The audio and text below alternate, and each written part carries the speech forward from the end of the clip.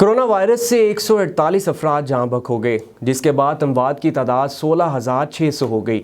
पाकिस्तान में कोरोना के तस्दीक शुदा केसेस की तादाद 7,72,381 हो गई। National command and operation centre के ताज़ा तरीन अदाद-ओ-शुमार के मुताबिक गुज़श्ता 24 घंटों के दौरान 5,488 नए केसेस रिपोर्ट हुए।